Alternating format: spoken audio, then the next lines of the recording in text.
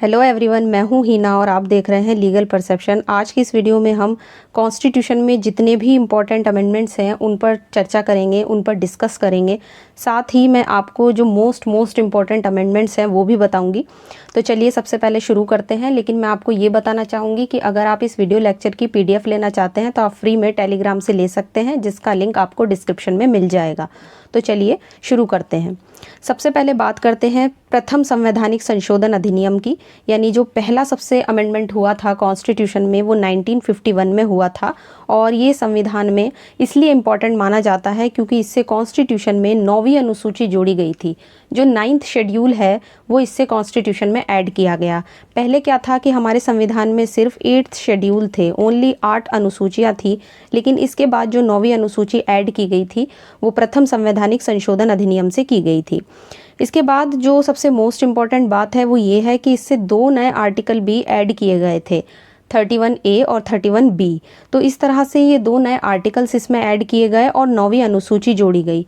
अब इन दोनों जो अनुच्छेद थे, ये जो दोनों आर्टिकल्स थे, इनका उद्देश्य क्या था? तो इनका पर्पस था जो लैंड रिफॉर्म लॉज हैं उनको संवैधानिक संरक्षण देना, उनको कॉन्स्टिट्यूशनल प्रोटेक्शन देना।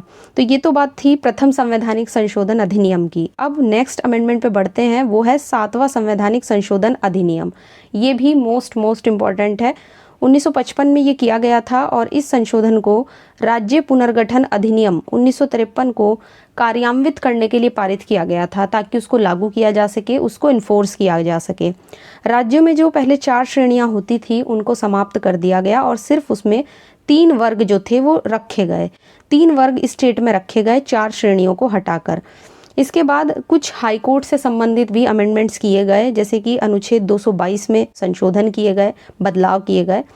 सबसे पहले ये देखा जाएगा कि 222 में क्या चेंज किया गया। तो हाई कोर्ट के जो न्यायाधीश थे उनको उच्चतम न्यायालय जो सुप्रीम कोर्ट था उसमें वकालत करने की अनुमति इसी अमेंडमेंट से पहली बार दी गई थी। इसके बाद अनुच्छेद 224 जिसमें उच्च न्यायालय में कार्यवाहक न्यायाधीशों की नियुक्ति का प्रावधान किया गया। अब कार्यवाहक न्यायाधीश क्या है? तो कार्यवाहक न्यायाधीश का मतलब ये है कि जब चीफ जस्टिस, हाई कोर्ट के चीफ जस्टिस किसी कारण से छुट्टी पर होते हैं या अपना काम ना कर पाएं, है ना, किसी भी तरीके से उनकी असमर्थता है, तो उस दशा में कार्यवाहक न्यायाधीशों की नियुक्ति की जाती है और ये प्रोविज़न भी हाई कोर्ट में किया गया। इसके बाद जो रिटायरमेंट की एज थी हाई कोर्ट के न्यायाधीशों के लिए वो 60 साल भी इसी अमेंडमेंट से निर्धारित की गई थी। जो अगला बदलाव था वो था अनुच्छेद 230 में। तो जो आर्टिकल 230 था उसमें उच्च न्यायालय के क्षेत्राधिकार को संघ राज्य क्षेत्रों पर बढ़ा दिया गया, यानी हाईकोर्ट का जो ज्यूरिडिक्शन था उसे यूनियन टेरिटरीज पर भी बढ़ा दिया गया। अगर हाईकोर्ट मान लीजिए कोई जजमेंट देता है तो उसे यूनियन टेरिटरी पे भी लागू किया जा सकता है।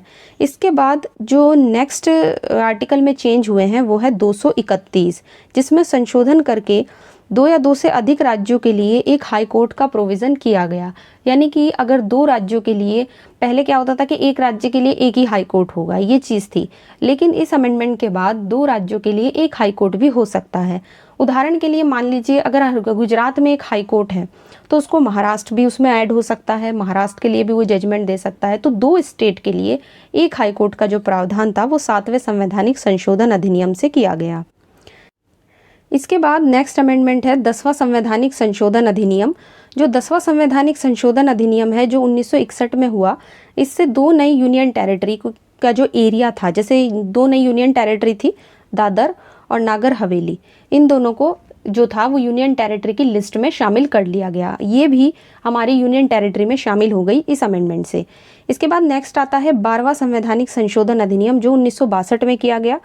इससे पहली बार देखिए गोवा और दमन दीव को के जो राज्य क्षेत्र था, पहले इनको स्टेट बनाया गया था, स्टेट के बाद फिर इन्हें यूनियन टेरिटरी के रूप में जो फर्स्ट शेड्यूल था जिसमें स्टेट और यूनियन टेरिटरी की लिस्ट दी हुई है उसमें इनको शामिल कर लिया गया। नेक्स्ट आता है 14वां संवैधानिक संशोधन अधिनियम जो 1962 में किया गया। इसमें जो शामिल किया गया था वो था पौंडीचेरी। तो पौंडीचेरी को यूनियन टेरिटरी के रूप में फर्स्ट शेड्यूल में शामिल किया गया। जैसे 12वें से गोवा और दमन दीव को शामिल किया गया था, इसी तरह से पौंडीचेरी को भी यूनियन टेरिटरी के रूप में फर्स्ट शेड्यूल में शामिल किया गया था। नेक्स्ट आता है 15वां संवैधानिक संशोधन अधिनियम जो 1963 में किया गया। उच्च न्यायालय के न्यायाधीशों की यहाँ पे देखिए रिटायरमेंट की जो एज थी वो 60 साल से बढ़ा के 62 साल कर दी गई। पहले इसी एज को मैंने अभी ऊपर बताया था आपको कि 7वें संवैधानिक संशोधन अधिनियम से 60 साल की गई थी, और अब यहाँ पे उसमें 2 साल और ऐड कर दिए गए कि अब जो हाईकोर्ट के न्यायाधीश होंगे उनकी जो रिटायरमेंट की एज होगी वो 62 ईयर्स होगी, 62 साल में उनको रिटायरमेंट मिल जाएगी।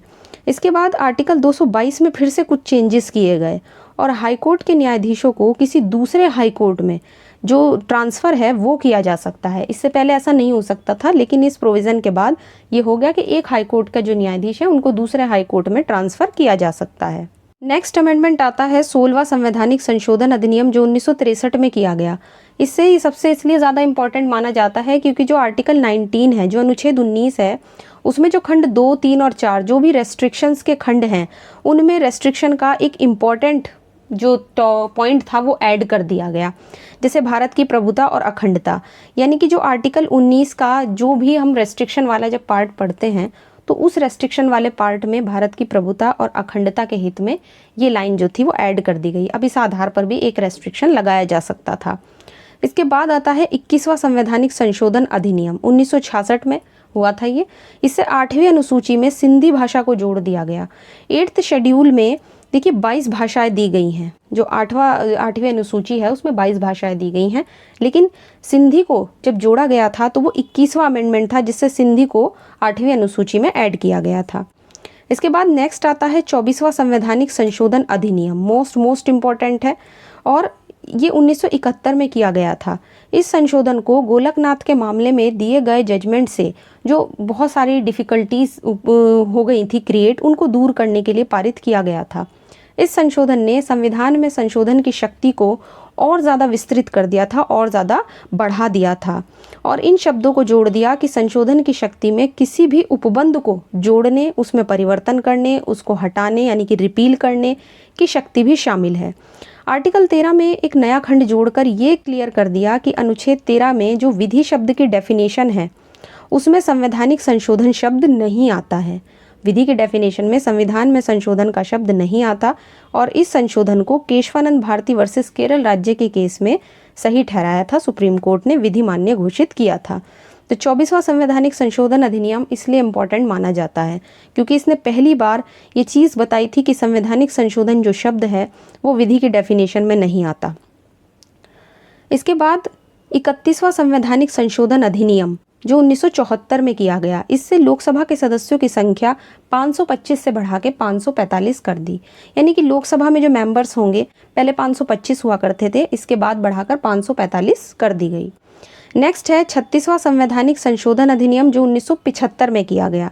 इससे सिक्किम को भारत के 22वें राज्य का दर्जा दिया गया। तो सिक्किम को भारत के 22वें राज्य के रूप में इससे शामिल किया गया था। 42वां संवैधानिक संशोधन अधिनियम जो मोस्ट इम्पॉर्टेंट है 1976 में किया गया और इसे देखिए मिनी कॉन्स्टिट्यूशन भी कहते हैं। इसे लघु संविधान के नाम से जाना जाता है। इसका क्या रीज़न है कि इसे लघु संविधान के नाम से जाना जाता है? तो इसका सबसे बड़ा रीज़न यही है कि इसने कॉन्स्टिट्यूशन के जितने भी प्रोविजंस थे उन सब इम्पॉर्टेंट प्रोविजंस में इसने कुछ ना कुछ चेंज किया है, या तो कुछ नए आर्टिकल्स ऐड किए हैं या फिर कुछ आर्टिकल्स में ही इसने कुछ अमेंडमेंट किए हैं।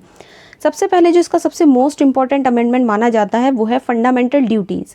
मूल कर्तव्यों में को जोड़ा गया। पहले फंडामेंटल ड्यूटीज़ कॉन्स्टिट्यूशन में नहीं थे, इस अमेंडमेंट से उन्हें कॉन्स्टिट्यूशन में ऐड किया गया। साथ ही दूसरा प्रोविज़न था प्रशासनिक अधिकरण का। जो एडमिनिस्ट्रेटिव ट्रिब्यूनल्स होते हैं, जो पब्लिक ऑफिसर होते हैं, लोक सेवक होते हैं, उनकी नियुक्ति और जो सर्विस की कंडीशंस वगैरह होती हैं उनसे रिलेटेड जो भी डिस्प्यूट होते हैं वो सब एडमिनिस्ट्रेटिव ट्रिब्यूनल्स देखते हैं। तो एक चीज़ ये हो गई मोस्ट इम्पॉर्टेंट। इसके बाद इसने 9 नए आर्टिकल्स इसमें ऐड किए, यानी कि कॉन्स्टिट्यूशन में 9 नए आर्टिकल्स जो थे वो इससे ऐड किए गए थे और साथ ही 52 जो आर्टिकल्स थे वो ऐसे थे जिसमें इससे अमेंडमेंट किया गया था।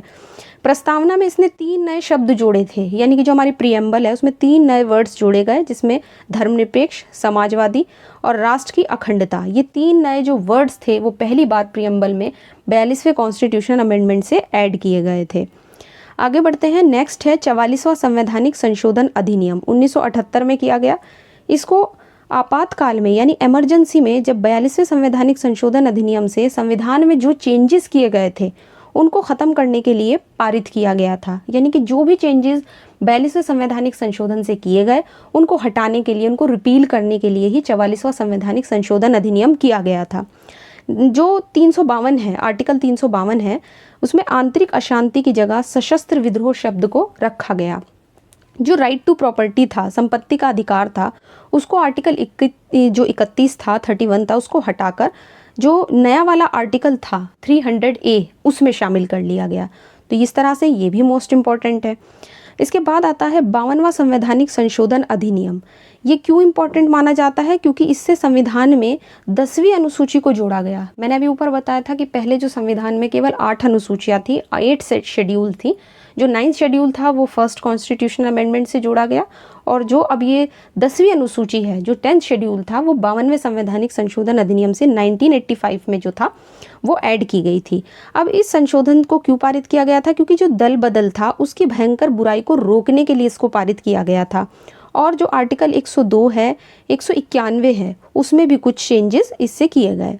नेक्स्ट आता है 53वां संवैधानिक संशोधन अधिनियम। इससे जो यूनियन टेरिटरी थी पहले मिजोरम, उसको भारत के 25वें राज्य का दर्जा दिया गया। यानी कि मिजोरम जो था वो पहले हमारी यूनियन टेरिटरी थी, स्टेट नहीं था, लेकिन इस अमेंडमेंट के बाद मिजोरम को 25वें राज्य का दर्जा इंडिया के दिया गया।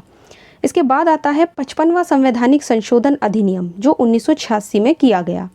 अरुणाचल प्रदेश को भारत के 24वें राज्य का इससे दर्जा दिया गया। इस तरह से नए नए जो स्टेट थे वो इंडिया में शामिल किए गए, अलग अलग अमेंडमेंट करके। इसके बाद आता है 61वां संवैधानिक संशोधन अधिनियम, जो 1989 में हुआ। ये सबसे मोस्ट इम्पॉर्टेंट है, इसलिए यहाँ पर इसको ऐड किया गया है।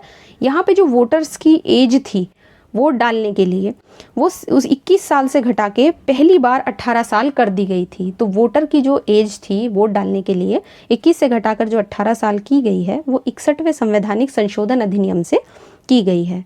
नेक्स्ट है 69वां संवैधानिक संशोधन अधिनियम। 69वां जो अमेंडमेंट हुआ है 1991 में हुआ। इससे जो यूनियन टेरिटरी दिल्ली थी उसे विशेष दर्जा दिया गया है ना, उसे एक स्पेशल जो स्थान था, स्पेशल प्लेस था, वो दिया गया, इसको विशेष दर्जा दिया गया। इसके बाद आता है 71वां संवैधानिक संशोधन अधिनियम, 1992 में हुआ। इससे जो संविधान की 8वीं अनुसूची थी उसमें 3 भाषाओं को और ऐड कर दिया गया। अभी हमने ऊपर पढ़ा कि सिंधी को 8वीं अनुसूची में शामिल किया गया था, उसके बाद 3 और ऐसी लैंग्वेजेस थी जिनको 8वीं अनुसूची में ऐड किया गया था। वो थी कोंकणी, मणिपुरी और नेपाली। तो 3 जो भाषाएं थी इनको भी 8वीं अनुसूची में ऐड कर लिया गया। और अब कितनी हो गई थी 8वीं अनुसूची में? भाषाओं की संख्या बढ़कर 18 हो गई थी। इसके बाद नेक्स्ट अमेंडमेंट आता है 73वां संवैधानिक संशोधन अधिनियम, जो 1992 में हुआ। इससे पंचायतों से संबंधित प्रोविजंस किए गए कॉन्स्टिट्यूशन में। 11वीं अनुसूची ऐड की गई। अब पहली अनुसूची, पहले जो संशोधन था वो उससे 9वीं अनुसूची ऐड की गई थी। फिर उसके बाद 52वां संशोधन हुआ तो उससे 10वीं अनुसूची ऐड की गई, और अब डायरेक्ट जो 11वीं अनुसूची थी वो ऐड की गई 73वें संवैधानिक संशोधन अधिनियम से। साथ ही 29 जो विषय थे वो ऐसे थे जो पंचायतों से संबंधित थे, उनको भी कॉन्स्टिट्यूशन में ऐड किया गया। नेक्स्ट आता है 74वां संवैधानिक संशोधन अधिनियम। जो 74वां संवैधानिक संशोधन अधिनियम है ये भी 1992 में हुआ। इसके लिए कॉन्स्टिट्यूशन में जो नगरपालिकाओं से रिलेटेड प्रोविजंस थे वो किए गए, और नया भाग भी ऐड किया गया। 9A जो नया भाग था वो पहली बार कॉन्स्टिट्यूशन में ऐड किया गया था। और देखिए इससे 12वीं अनुसूची को ऐड किया गया था। 11वीं अनुसूची 73वें संवैधानिक संशोधन अधिनियम से, और जो 12वीं अनुसूची थी वो इस अमेंडमेंट से ऐड की गई थी। और नया 18 विषय, यानी कि जो 18 विषय थे वो ऐसे थे जो नगरपालिकाओं से डील करते हैं और उन पे नगरपालिकाएं ही लॉज बना सकती हैं, उनसे रिलेटेड थे। इसके बाद आता है 81वां संवैधानिक संशोधन अधिनियम, जो 2002 में हुआ। इसने जो आर्टिकल 16 था उसमें एक नया खंड 4B जो है वो ऐड किया, जिससे क्या हुआ कि अनुसूचित जाति और जो अनुसूचित जनजाति थी और जो पिछड़े वर्ग थे उनके लिए सरकारी नौकरियों में जो 50% की सीमा थी, जो लिमिट थी, उसको ख़त्म कर दिया, जिसे इंदिरा साहनी के मामले में सुप्रीम कोर्ट ने लगाया था। तो अगर कोई कास्ट शेड्यूल कास्ट से डील करती है, शेड्यूल ट्राइब से डील करता है, या कोई बैकवर्ड क्लासेस से डील करता है, और सरकारी नौकरियों में इन कास्ट को लेकर जो रिजर्वेशन की सीमा है वो 50% से ज़्यादा हो जाए, वो लिमिट को क्रॉस कर जाए, तो ऐसा गलत नहीं होगा। इंदिरा साहनी के मामले में 50% की जो लिमिट थी उसको बताया गया था। बट 4B जो ये वाला पार्ट जोड़ा गया है, ये जो खंड जोड़ा गया है, बेसिकली इन कास्ट के लिए जोड़ा गया है, इनके रिजर्वेशन से रिलेटेड था कि इसमें 50% की सीमा को समाप्त कर दिया जाएगा।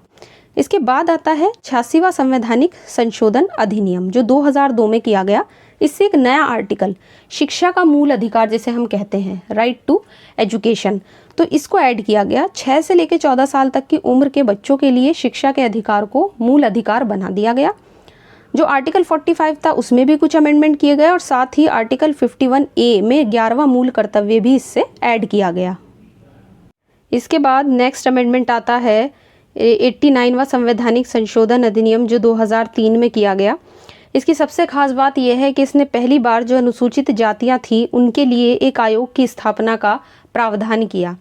पहले ये आयोग नहीं था, लेकिन अब चूंकि ये कॉन्स्टिट्यूशन में इसको ऐड कर दिया गया है और इसलिए अब ये कॉन्स्टिट्यूशन बॉडी है। तो संविधान में पहली बार जो राष्ट्रीय आयोग, जो नेशनल कमीशन बनाया गया था अनुसूचित जातियों के लिए, वो 89वें अमेंडमेंट से बनाया गया था। इसके बाद आता है 91वां संवैधानिक संशोधन अधिनियम जो 2003 में किया गया। इसे दो जो मोस्ट इम्पॉर्टेंट आर्टिकल्स थे 75 और 164, इन दोनों में 2 नए खंड जो थे वो ऐड किए गए।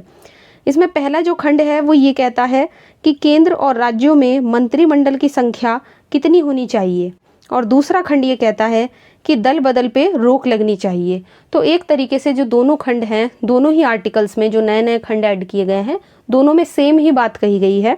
वहाँ स्टेट से रिलेटेड है, 75 में सेंटर से रिलेटेड है और 164 में यही चीज़ स्टेट से रिलेटेड है। तो दोनों आर्टिकल्स में जो भी बदलाव किए गए हैं इस वाले अमेंडमेंट से वो मोस्ट इम्पॉर्टेंट थे। इसके बाद आता है 92वां संवैधानिक संशोधन अधिनियम जो 2003 में किया गया। इससे देखिए फिर से जो 8th शेड्यूल थी, जो 8वीं अनुसूची थी, उसमें 4 भाषाओं को और शामिल कर लिया गया। अभी तक हमने पढ़ा था कि पहले सिंधी को ऐड किया गया, उसके बाद कोंकणी, मणिपुरी और नेपाली, उन 3 भाषाओं को ऐड किया गया था, जिससे कितनी हो गई थी, टोटल 18 भाषाएं हो गई थी। लेकिन इस अमेंडमेंट से अब फिर से 4 भाषाओं को ऐड कर लिया गया, जिसमें बोडो, डोगरी, मैथिली और संथाली, ये 4 भाषाएं थी जिनको 8वीं अनुसूची में शामिल कर लिया गया। और अब कुल मिलाकर भाषाओं की संख्या हो चुकी थी 22, जो आज भी 22 ही हैं। और 8वीं अनुसूची में कुल 22 भाषाएं हमारी दी गई हैं, जिसमें आखिरी बार जो संशोधन हुआ था वो 92वें संवैधानिक संशोधन अधिनियम से किया गया था, जब इन 4 भाषाओं को उसमें ऐड किया गया था। अब हम आगे बढ़ते हैं और नेक्स्ट अमेंडमेंट देख लेते हैं जो काफ़ी इम्पॉर्टेंट है। ये है आपका 93वां संवैधानिक संशोधन अधिनियम जो 2005 में किया गया। इससे जो आर्टिकल 15 था उसमें नया खंड जोड़ा गया 5, और इसमें क्या कहा गया कि राज्य यानी कि स्टेट जो एजुकेशनली और सोशली जो बैकवर्ड क्लासेस हैं, है ना, वहाँ, और साथ ही जो अनुसूचित जाति और जो अनुसूचित जनजाति की प्रगति के लिए सरकार से जो सहायता प्राप्त एजुकेशन की इंस्टीट्यूशंस हैं, जो कॉलेजेस हैं, उनमें प्रवेश के लिए यानी एडमिशन के लिए लॉ बनाकर स्टेट स्पेशल प्रोविजंस कर सकता है, विशेष उपबंध कर सकता है। लेकिन इसमें जो अल्पसंख्यक हैं, अल्पसंख्यकों की जो शिक्षा संस्थाएं हैं, जो एजुकेशनल इंस्टीट्यूशंस हैं, उस पर ये चीज़ लागू नहीं होती। यानी कि स्टेट लॉ बनाकर स्पेशल प्रोविजंस कर सकता है, चाहे वो पिछड़े वर्ग के नागरिक हों, अनुसूचित जाति के हों या अनुसूचित जनजाति के हों। तो इन 3 की कैटेगरीज से अगर कोई व्यक्ति रिलेटेड है तो उनके लिए स्पेशल प्रोविजंस जो हैं वो सरकार से जो सहायता प्राप्त वाली इंस्टीट्यूशंस हैं उनमें एडमिशन से रिलेटेड प्रोविजंस किए जा सकते हैं, बशर्ते शर्त ये है कि वो अल्पसंख्यक जो माइनॉरिटीज़ की जो शिक्षण संस्थाएं हैं वो नहीं होनी चाहिए। इनसे अलग जितनी भी इंस्टीट्यूशंस हैं वो हो सकती हैं। इसके बाद आता है 99वां संवैधानिक संशोधन अधिनियम जो 2014 में किया गया। इस संशोधन से जो 3 नए आर्टिकल्स जोड़े गए थे कॉन्स्टिट्यूशन में, ये वाले 3 आर्टिकल्स तो ये जोड़े गए थे, और सुप्रीम कोर्ट के न्यायाधीशों की नियुक्ति में जो परामर्श की प्रक्रिया है उसको ख़त्म कर दिया गया। और सुप्रीम कोर्ट के जो मुख्य न्यायमूर्ति हैं या जो अतिरिक्त न्यायाधीश हैं, है ना, उनकी नियुक्ति राष्ट्रीय जो न्यायिक नियुक्ति आयोग थे उनकी सिफारिश पर की जाएगी, ये इस अमेंडमेंट से कह दिया गया। यानी कि इस अमेंडमेंट से पहली बार ऐसे ये 3 आर्टिकल ऐड किए गए, और उसके साथ ही सुप्रीम कोर्ट के न्यायाधीशों की नियुक्ति जो है वहाँ पे राष्ट्रीय न्यायिक नियुक्ति आयोग जो आपका नेशनल जुडिशियल अपॉइंटमेंट कमीशन था उसकी सिफारिश को मान्य कर दिया गया कि इस आयोग की सिफारिश से ही सुप्रीम कोर्ट के न्यायाधीश की जो चीफ जस्टिस थे उनकी नियुक्ति होगी। लेकिन बाद में क्या हुआ कि इस अमेंडमेंट को, जो ये वाला केस है मोस्ट इम्पॉर्टेंट, उच्चतम न्यायालय अभिलेख अधिवक्ता संघ वर्सेस यूनियन ऑफ इंडिया के केस में 99वें संवैधानिक संशोधन अधिनियम को अनकॉन्स्टिट्यूशनल डिक्लेयर कर दिया, असंवैधानिक घोषित कर दिया।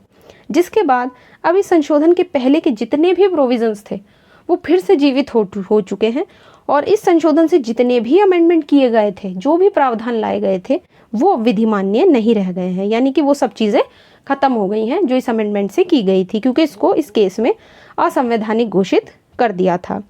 इसके बाद आता है 101वां संवैधानिक संशोधन अधिनियम 2017 में किया गया। इससे जो सर्विस, जो आपका जीएसटी लगाया गया था, है ना, GST goods and service tax जो लगाया गया था, माल और सेवा कर, उसके लिए एक काउंसिल बनाई गई, एक काउंसिल होगी इसके लिए, ये इस अमेंडमेंट से तय किया गया।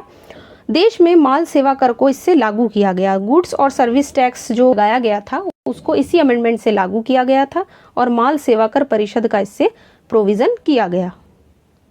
इसके बाद आता है 102वां संवैधानिक संशोधन अधिनियम जो 2018 में किया। पिछड़े वर्गों के लिए एक राष्ट्रीय आयोग का प्रावधान किया गया।